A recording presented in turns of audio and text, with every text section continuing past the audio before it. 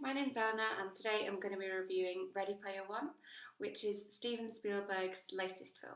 It stars Ty Sheridan and Olivia Cooke and it's set in a not too distant future in which people escape a bleak reality by venturing into a VR game called Oasis that was created by Halliday, who's played by Mark Rylance. And Halliday dies and leaves behind 3 hidden keys and an Easter egg. So whoever finds these hidden keys and the Easter egg becomes the owner of the company and gets to control the game world Oasis. There are loads of things I loved about this film. One of the things I loved the most was probably the music. Even the music had references to Steven Spielberg's old films, to films that he clearly liked himself. The music gave me goosebumps. This film kind of capitalizes on nostalgia. So there are references strewn about this film in multiple different formats. And for me, what had the most weight was the music, because it instilled in me a feeling that I had when I watched the film that the music is referencing. Obviously, I have to talk about the effects, which I thought were fantastic. Obviously, it's set in a video game world, so it's not supposed to look realistic, and it doesn't. But because it's not supposed to look realistic, you believe that it is this other real world. It was just so easy to get invested in it because it was just so well structured. The world building in this film was really tight and together.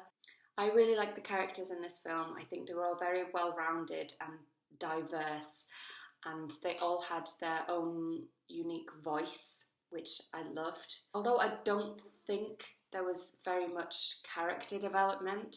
Olivia Cooke's character was the one who has the most development, more of a story arc. The rest just kind of stay a bit one note. But this story arc and this one note does go to feed the overall theme and message of the film, that is just friendship. Although it could have had a few more nuances, a few more sort of character arcs, a bit more character development, I still really liked the characters. There are lots of good moments in this film, and ones that really go for the senses, go for the emotion. Like lots of Spielberg films, he's not afraid to be a little bit cheesy, because he knows that's how you get people to feel for a film, feel for the characters, and create an emotional connection with it.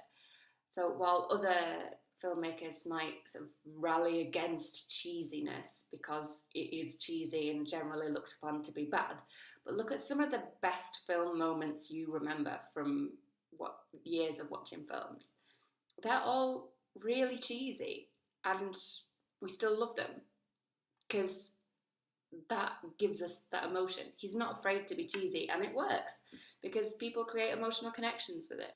I loved it. There were lots of good big moments where I was feeling so emotional and I was ready to cry and squeal with excitement. The villain in this film was really tight. He had a really good backstory and I saw his motives.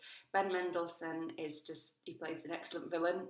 And I really like what he did with the character, and I think I completely understood his motives. Side note, the second quest they have to go on is one of my favourite sequences, I think, in a film in recent years. I loved it and I was sat like this the entire time. I was getting so excited about it and just calling out everything that was happening. I really liked that bit. I would just go and watch that sort of 10-minute sequence over and over again if I could. But there was one bit of it that I didn't quite buy, and that was the main love story. I won't spoil anything, but I think the emotion between those two characters was there, but it just seemed to happen too quickly. I didn't buy how quickly these two characters fell in love. That was my only problem with the film that I can think of right now. I'd like to have watched it a second time so that I could give you a review that wasn't quite so emotional.